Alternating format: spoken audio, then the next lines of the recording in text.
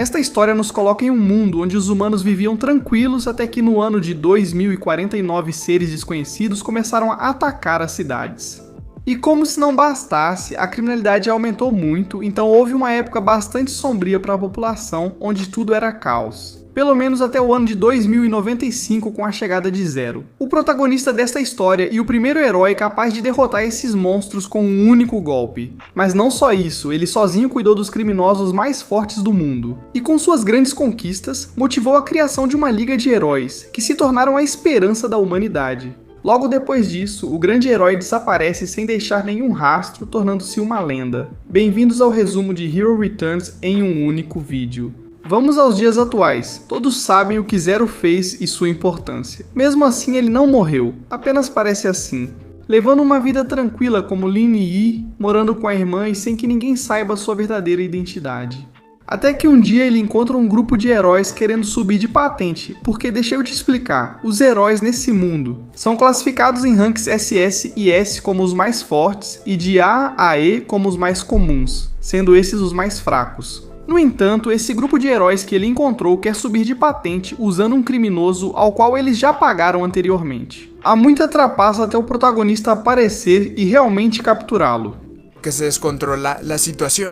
No entanto, o protagonista acaba salvando a cena. E aí ele encontra um novo integrante da liga e amigo de rango, chamado Ha. Também aparece, olha só, essa garota bonita que é uma das heroínas mais fortes da cidade. No entanto, para o protagonista isso não importa muito, já que ele é o mais forte da Terra. Temos essa garota aqui que consegue dominá-lo, que é sua irmã, é bastante mal-humorada. E bom, sabe como lidar com ele. Seu novo amigo acaba lhe oferecendo um trabalho na Liga dos Heróis e o levam quase que à força, já que ele não se identifica como tal, como um herói.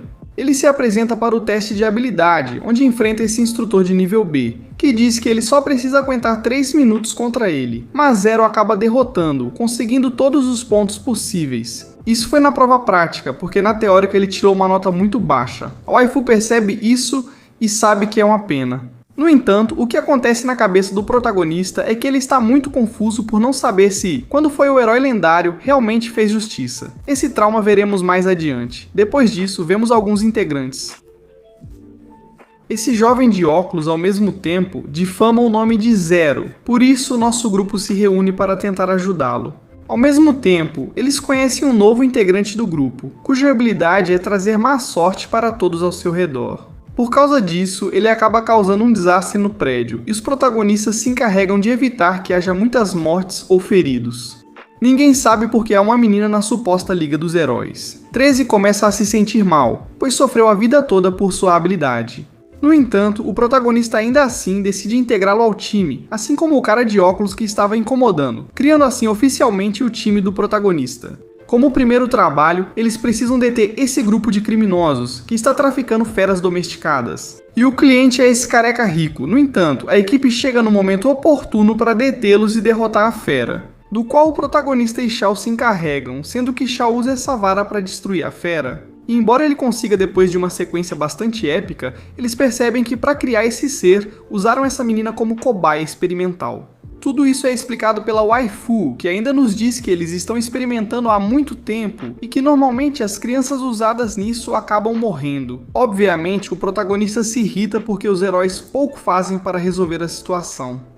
Ao que a waifu responde que essa organização é formada em parte, veja bem, só em parte, por infiltrados dentro da própria organização dos heróis, sob o comando do suposto líder e diretor Ouyang. Então sim, não dá pra confiar em ninguém. Como a menina é valiosa para os criminosos, o protagonista e sua equipe decidem protegê-la, e antes a levam para comprar roupas com a ajuda da irmã do protagonista. No entanto, os criminosos também aproveitam e enviam alguns heróis, embora bem fracos, para recuperar a menina, e os mais fortes ficam responsáveis por transportá-la, já que ela sabe demais e está causando problemas para a família Ouyang. A equipe de Lin Yi derrota facilmente os heróis, e para a segurança, a menina passa a morar com o protagonista e sua irmã. Como os vilões não sabem que ele é o lendário herói, atacam novamente, enviando um criminoso classe S. Ele é forte graças à desconhecida substância da loucura, que dá mais força ao seu portador. Apesar disso, ele não é um grande rival para o protagonista, que, irritado, mata seu inimigo, atitude incomum para um herói. Ele não se considera como tal, no entanto, o que ele realmente quer é salvar a garota, a qualquer custo, e graças ao waifu, eles encontram uma oportunidade para derrotar Ouyang. pois em breve essa família vai se reunir com outra empresa. Eu não contei antes, mas a poção da loucura que mencionei antes, eles querem colocar à venda. Por isso, nosso grupo elabora um plano com alguns aliados, como essa garota chamada Xiaoye, que é parente da waifu, e esse grupo de fortões. Eles acabam chegando ao local da reunião. Começa uma batalha bem difícil, na qual o grupo enfrenta vários heróis de classe A, e o poderoso e maligno diretor dos heróis, Ouyang. E embora no começo pareça que os mocinhos vão perder, porque o cara de óculos e a garota obviamente não são páreo, primeiro para um atirador de elite de classe A, Xiao não vai conseguir contra uma garota com habilidades de ninja, e a waifu é dominada por Ouyang.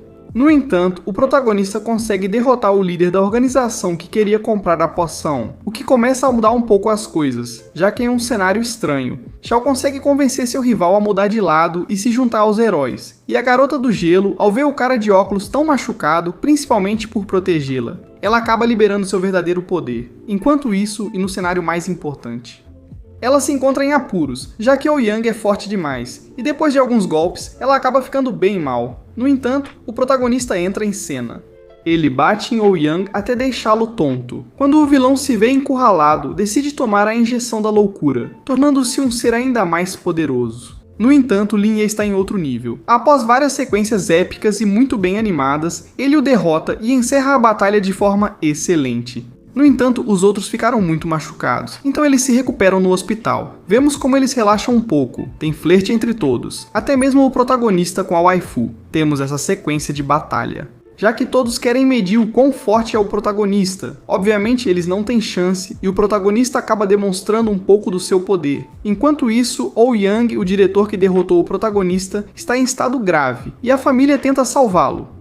Isso tudo por interesses egoístas, mas ao ver que o melhor médico da cidade não consegue curá-lo, eles acabam com ele de vez. Obviamente a organização precisa de um líder. Dongyang, irmão da waifu, assume o comando dos heróis, mas não é gentil, especialmente com ela. Por isso surge o protagonista, mas Dongyang tenta levá-lo para seu time, o que seria um luxo para qualquer um dos outros. O protagonista recusa, e ainda deixa claro quem realmente manda, já que mesmo tentando intimidá-lo, ele é fraco demais para o lendário Zero, por isso ele acaba mostrando mais um pouco do seu poder, e o deixa humilhado. No entanto, ele fica preocupado porque a waifu está em perigo. Como a família não é muito funcional, ele coloca o 13 para vigiar a casa dela. Nesse tempo, descobre que a waifu está em dificuldades, já que o noivo dela aparece do nada, e ele acaba sendo um perdedor, que a trata do jeito que quer, e ela não pode fazer nada, porque é um acordo entre famílias. Felizmente, os Fortões e o 13 aparecem para tentar ajudar, mas o cara trouxe alguns capangas robôs bem fortes que dão conta de todo mundo.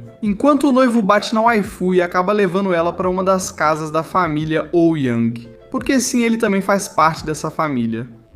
Por ser de uma família importante, ela deve se casar com ele para evitar problemas, já que o casamento já estava combinado. O protagonista descobre isso. Ele resgata a 13 e começa a planejar como salvar a garota. Eles entram na mansão de forma bem simples. Alguns aliados servem de distração, enquanto os outros ficam com os guardas. O protagonista aproveita para entrar no quarto onde está a noiva. Ele diz para ela que não precisa se casar e que ela é muito importante para ele. E embora ela resista um pouco à ideia, por causa da família dela, para não causar problemas. Mas o protagonista acaba convencendo-a. Obviamente, o vilão não vai facilitar para eles e propõe um duelo ao protagonista. Se ele ganhar, deixa a waifu em paz, mas se perder, terá que entregar a espada do dragão que o protagonista possui. E embora pareça que o noivo é muito forte, o protagonista deixa claro para a waifu que ele vai cuidar de tudo e que ela não precisa se preocupar. Obviamente, o vilão, ao ouvir isso, fica furioso e começa a batalha mais bem animada da série, mais épica, onde veremos um monte de poderes e um protagonista no modo badass. E mesmo que Sihao use todas as suas técnicas, até mesmo um pergaminho, que é uma habilidade proibida que destrói tudo, o protagonista nem se abala. Ele vence sem problema. Mas justo quando ele pensava que já estava tudo bem, aparece um vilão bastante poderoso do nada, até mesmo no nível de um deus, adquirindo a habilidade de invadir a mente de toda a cidade, menos a do protagonista, por razões óbvias. Então aqui começa a verdadeira batalha, onde veremos um deus careca contra o herói mais forte que a Terra já teve.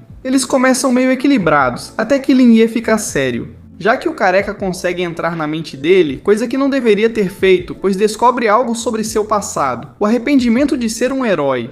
já que ele não conseguiu salvar uma pessoa muito importante no passado e dão a entender que é essa garota. Isso libera a verdadeira forma do herói Zero e começa essa surra, muito épica e muito bem animada. Ele simplesmente não dá nenhuma chance de o outro atacar.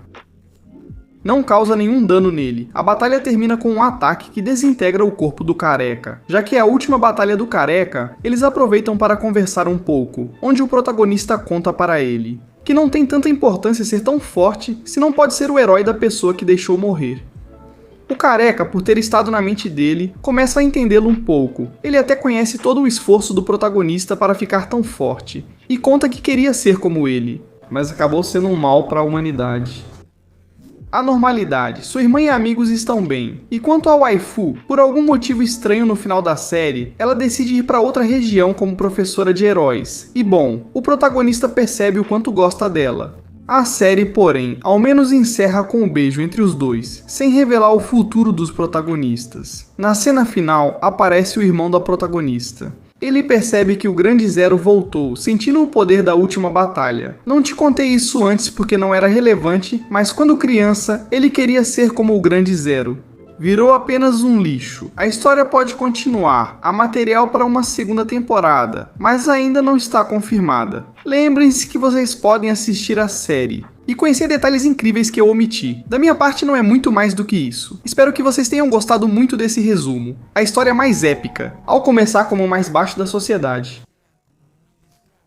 Obrigado a enfrentar batalhas sangrentas, contra seus próprios companheiros, que estão tão treinados, que lutam até mesmo pela pouca comida que recebem, sendo Rocco um cara bastante forte. O único que consegue manter a ordem, algo que nosso protagonista Cestus admira. Ele o vê como amigo, pelo menos até que sejam obrigados a lutar na seleção dos mais fortes, sendo Rocco o favorito, não só pelo físico, mas também pela atitude, enquanto o protagonista, magro e fraco, ele é criticado. No entanto, tem um mestre por trás, chamado Zafar, que parece confiar no protagonista. E por quê? Simples, por uma velocidade de reação, que rapidamente demonstra na arena. E embora sua mente o impeça de ferir um amigo, ele se vê obrigado a fazê-lo, mostrando que para ter 15 anos é um diamante bruto. No entanto, na gloriosa Roma, não há perdedores. E o gentil Rocco acaba sendo assassinado em seus braços. É assim que ele é marcado, como um dos escravos escolhidos pelo Grande Valente. E junto com alguns outros companheiros, é prometida a liberdade a eles. Depois de vencer 100 batalhas, então o mestre se encarrega de treiná-lo, dando golpes bons e eficazes. Uma mente fria. Acima de tudo, por ser pequeno e não nocautear com um golpe, ele se torna o mais rápido. E apesar do velho parecer bem machucado pela vida, seus ensinamentos são bastante sábios, embora alguns zombem. O fato é que Cestus e os outros são levados ao grande coliseu romano, onde é celebrada a coroação do César mais jovem até o momento, o Grande Nero, com uma porção de combates de todos os tipos. Até mesmo Cestus encontra um loiro que parece bastante simpático, o qual lhe indica o caminho e lhe deseja sorte nos combates, já que muitos dos seus rivais serão até mesmo adultos impiedosos, que acabam massacrando os novos escravos. No entanto, embora o protagonista suba com medo e com um rival que literalmente é uma fera, algo que até mesmo Nero das arquibancadas aceita que será um massacre. No entanto, o rival é tão lento e gigante que Cestus aproveita sua velocidade para golpeá-lo na cabeça e fazê-lo desmaiar, aproveitando um pouco de glória, até vermos que quase perde a vida defendendo seu rival, que antes deveria morrer. Mesmo assim, já que o garoto chamou sua atenção, Nero acaba salvando-o, inclusive o convida para sua sala VIP, reconhecendo sua força e a de seu mestre, o qual a mãe lembra como uma velha lenda, que lutou até mesmo contra o guarda real, Dimétrio, que também tem seu filho como pupilo. E não é outro senão o loiro de antes, chamado Ruska, uma fera em combate com uma brutalidade digna de seu pai, e que será uma amostra do nível que o protagonista irá enfrentar. Os dois são levados ao palácio para acompanhar Nero. Porém, o menino se distrai de suas tarefas, irritando a mãe, que faz os guerreiros lutarem até a morte. Porém, Ruska sabe que é mais forte que o protagonista e, para não matá-lo, o desmaia com uma chave de braço. Já Nero, insatisfeito com a mãe, a desobedece, o que acalma a situação por hora. Até mesmo César fica um tempo com o escravo, Cestus, enquanto Ruska é repreendido por seu pai, que não queria que ele fosse gentil. Queria que pelo menos quebrasse as pernas dele. No entanto, o protagonista não está em situação melhor, pois durante um tempo sofre muitos abusos com Nero e ao ser vendido para diferentes donos. Ele foi vítima das piores humilhações, indo parar nas mãos de um gordo que leva ele e seu mestre até a Grande Pompeia, onde é vendido para um candidato às eleições. Do lugar que está organizando seu próprio torneio de combates, tendo como organizador esse cara chamado Nazca, que mostra para eles a área de treinamento, com alguns colegas um pouco complicados. Que sujeito antipático arruma confusão com todos, só pelo treino e força já se vê que é muito forte. Seu estilo ainda vai causar problemas para Cestus. Por ora, é hora de treinar. No entanto, o protagonista fofoqueiro. À noite, ele acaba encontrando Sabina, que achava que ele era um ladrão, mas na verdade é a mulher mais bonita de toda a cidade. E descobrimos que ela é o amor impossível de Enden, que mesmo com toda a sua força, é um cara simpático. Um fã de verdade. E mesmo que a garota o rejeite 1000 vezes, ele não liga. Nem mesmo quando é zoado por todo mundo. Apesar disso, a garota não é totalmente má, e quando precisa ajudar, ela ajuda. Como essa cidadã, cuja taverna foi tomada por assediadores. E Sabina leva o time do protagonista para enfrentá-los, sendo Cestus o que mais se destaca. Porque à primeira vista ele parece menor e mais fraco. Mesmo que seus punhos não bastem contra o gigante, ele chama a atenção da mulher. Com Enden isso não ocorre. Na verdade, descobrimos que o cara, ele é fã dela há anos, e tudo o que ela pôde prometer a ele foi que se ele completasse um recorde impossível de 50 vitórias seguidas, ela lhe daria a liberdade e o faria seu braço direito. Para isso só faltam mais 2 vitórias. No entanto, isso é um problema deles dois. O protagonista não se interessa, ele apenas continua seu treinamento, para que seus golpes sejam mais letais. Até mesmo Zafar o ajuda a praticar um golpe que não só nocauteia, mas também mata, algo que o protagonista não tem certeza se vai usar. No entanto, a própria Sabina o chama para seu quarto. Ela propõe que ele a acompanhe em sua próxima viagem a Roma, não como escravo, mas como seu guarda-costas pessoal. A partir de agora, o sonho de qualquer escravo. Mas o protagonista, que já viveu com um líder, neste caso Nero, que em busca de um amigo acabou se tornando um abusador, teve que fugir. Decide que vai conquistar sua liberdade com os próprios punhos. Ele dá um soco e recusa a oferta. Isso era novo para essa mulher, que fica obcecada pelo protagonista, mas da pior forma. Já que ela ordena a Enden, que é praticamente seu fantoche, que enfrente o protagonista e lhe ensine o desespero de ser um escravo. A besta sente inveja porque Sabina, a mulher que mais respeita, está interessada em um recém-chegado. Então será uma batalha interessante com um protagonista que pouco a pouco vai ganhando nervos de aço, o que lhe permite se dedicar ao treinamento que lhe ensinaram. Assim até o grande dia em que tem a beleza da cidade como espectadora. O caso é que Enden é o favorito do público, por toda a carreira que tem. E ao apresentarem um simples garoto como rival, todos dizem que vai ser fácil demais. Mas nada disso importa quando o protagonista fica sério. Então ele começa atacando com uma velocidade que Enden consegue controlar, esperando um momento certo para responder. Mas o garoto continua aumentando a velocidade, até um ponto em que o mais forte de Pompeia recebe um golpe direto no rosto, que o derruba por um tempo. No entanto, por mais que isso enlouqueça o público, o dano em Enden é mínimo, e o protagonista acaba de esgotar sua resistência. Então é hora dele também receber castigo, até mesmo com golpes em áreas específicas que hoje em dia seriam ilegais, fazendo-o perder o equilíbrio. Mas acima de tudo, obrigando-o a atacar, algo que Enden aproveita para dar um golpe bastante letal na nuca, que o deixa inconsciente, e embora ele se levante por determinação, perde parte da memória de curto prazo, sentindo apenas o perigo em que está. Com todo o corpo vibrando de dor, começa a troca de golpes, dando e recebendo sem parar por um bom tempo em que todos reconhecem o quanto é forte o garoto de 15 anos e onde parte da arquibancada começa a torcer por ele, incluindo Nazca, que em seu momento teve a mesma oportunidade que o protagonista ao ser escravo, mas tomou a decisão fácil acostumando-se com a boa vida. Uma demonstração de determinação inédita para ele, o que o faz se conectar com o público. O protagonista, sem perceber, acerta golpes nas costelas, enfraquecendo Enden, que tenta esconder a dor, mas perde resistência. E para Cestus fica mais fácil ler seus ataques, equilibrando as coisas. Ou assim parecia, porque Enden consegue ferir o protagonista na testa. O que é ruim para a visão de um dos seus olhos, dando tempo para a fera se recuperar. E com um protagonista tão exausto, desse ataque que ele vinha treinando. Por isso arrisca tudo na última sequência de golpes, na qual acaba ficando bastante ferido. Mas graças a isso, ele consegue uma abertura que estava procurando para dessa vez sim, acertar um golpe realmente letal na nuca, com uma precisão que faz Enden desmaiar imediatamente. E mesmo com a motivação de uma Sabina desesperada, a vitória é de Cestus. Enquanto o Albino só recebe o ódio dos que apostaram nele, Tudo isso do conforto das arquibancadas, já que não desceriam para lutar. Se isso não fosse suficiente, Sabina, como primeiro gesto de bondade com seu fã, acalma o público enquanto se despede para sempre de Enden, que para ele é o pior dos castigos. Enquanto isso, o Prota se recupera depois de sua grande batalha. Ainda assim, o ataque na nuca de Enden é muito parecido com o do Prota, e Zafar acaba descobrindo que a mesma pessoa que lhe ensinou esse golpe também treinou Enden, o qual é conhecido como Demócrito, um velho malvado que gosta de experimentar com diferentes lutadores e técnicas. Está procurando. Ainda assim, Enden agora tem um peso a menos sobre si, e reconhece no final a força do Prota, assim como o povo de Pompeia, que ele conquistou com facilidade, por sua atitude e por sua resistência. Embora na verdade todos de Pompeia vão morrer em alguns anos. O caso é que o Prota deve continuar, e agora, enquanto é explorado com diferentes trabalhos por um ano. Ele melhora tanto seu condicionamento físico quanto suas técnicas, e um dia aparecem dois caras, aparentemente normais, mas que estão procurando guerreiros para lutar.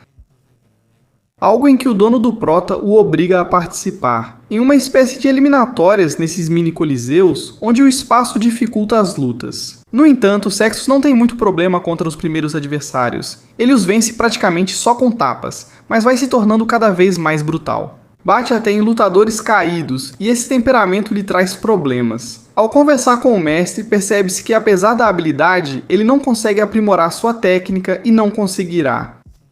Isso porque ele não consegue fazer seus golpes e sua mente se conectarem. Enquanto isso, vemos Félix, outro dos escravos muito habilidoso, que parece ter encontrado sua própria maneira de aproveitar as lutas, diferente do protagonista, que está cada vez mais tenso. Pelo menos até sua luta debaixo da chuva, onde ao colocar em prática o que Zafar lhe disse, ele deixa sua mente se conectar à luta, aguçando seus sentidos, e conseguindo fazer com que combos e ataques normais tenham força para nocautear qualquer adversário, recuperando assim sua tranquilidade e o bom relacionamento com seus amigos, bem a tempo de conhecer Félix. Ele é muito confiante em si e na própria sorte, mas admite que Prota tem postura e aura de guerreiro. Ele prevê que vão se enfrentar na final, o que de fato ocorre. Na verdade, os dois estão cientes da técnica um do outro, mas vemos Sextus muito mais tenso do que Félix, que se diverte nas lutas, iniciando esse duelo para ver quem supera as eliminatórias e pode viajar para a Sicília principal. Então Sextus ataca sem parar. No entanto, tudo o que Félix faz é se defender. No momento certo, ele muda sua postura para uma com os ombros mais abertos, algo que até parece bobo. Mas Zafar reconhece que em um espaço tão pequeno, isso faz com que muitos dos golpes que Sextus podia bloquear agora acertem sem problema, o que se torna um castigo para o protagonista, que acaba caindo várias vezes com golpes tão amplos, e no final, um dos seus tornozelos acaba lesionado, novamente Félix. E agora, com a luta sob controle, decide atacar muito mais. No entanto, Sextus, enquanto recebia golpes, também observava que sempre que seu rival atacava de maneira tão aberta, seu peito ficava exposto. Então ele aproveita isso para mandá-lo voar, pela primeira vez em toda a luta. E embora anime todo o público e os apostadores, a técnica não foi tão eficaz, porque o tornozelo do Prota tira sua posição no chão, e consequentemente sua força. Então a luta continua, e agora que os dois estão no auge, a batalha já se equilibra bastante a um ponto que se transforma em um duelo de resistência. Vamos ver quem aguenta o último golpe, embora Sextus continue em desvantagem, porque Félix controla melhor o espaço e o encurrala com facilidade, por isso várias vezes. Ele está prestes a ser nocauteado com um golpe, restando-lhe apenas um espaço para dar alguns socos, o que parecia inútil, mas por serem tão constantes. Começa a tirar a força de Félix, e com a resistência brutal que o garoto de 15 anos tem, a luta acaba se estendendo muito mais. Agora é o tornozelo de Sextus que o deixa prestes a cair,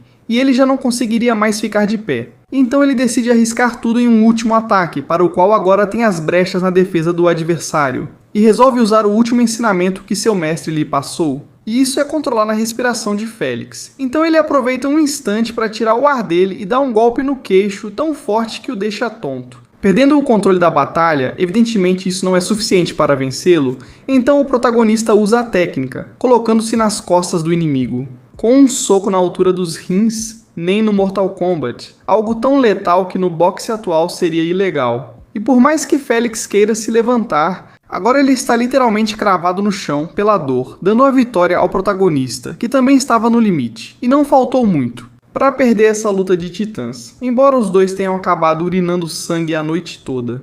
Y al día siguiente intercambian el respeto como guerrero. E enquanto Félix viaja para procurar trabalho em outra cidade, o protagonista segue de barco para a povoado de Sicília, onde será o grande evento, e para isso, Zafar começa a guiá-los, com a última técnica do seu repertório, e a mais letal, com a qual ele até arrancou o olho de Demétrio. Ainda assim, ao chegar ao local, eles são os menos apoiados por serem escravos, enquanto os outros, literalmente, são deuses de todas as culturas do mundo, com habilidades totalmente diferentes. Na verdade, o protagonista, Roxanne, e até mesmo com Ruska, que o adverte que esses serão combates de verdade, nos quais ele não tem força mental para isso. No entanto, ele não faz ideia de tudo o que o protagonista melhorou, e tudo o que ele aprendeu, técnicas que nem ele mesmo ousaria usar. Então, mesmo que sua marca de escravo continue sendo um motivo de humilhação para todos, ele vai provar com seus punhos o que ninguém mais conseguiria. E isso é algo que antigos companheiros como Enden sabem muito bem, a quem ele acaba encontrando no local, porque também quer lutar no maior evento, organizado por Nero, que reúne as figuras mais imponentes das lutas da época. Assim termina a primeira temporada de um anime bastante divertido, com seus momentos épicos, de alta tensão e até de boa motivação. Recomendo para quem for assistir pela primeira vez. Ainda não há continuação, mas esperamos que aconteça. Espero que tenham gostado do resumo, o ritmo é acelerado e não aprofunda muito. Mas para quem gostou, pode aproveitar os detalhes que eu omiti. Da minha parte, é só isso. Nos vemos em um próximo resumo. E como disse meu pai, eu abandono vocês.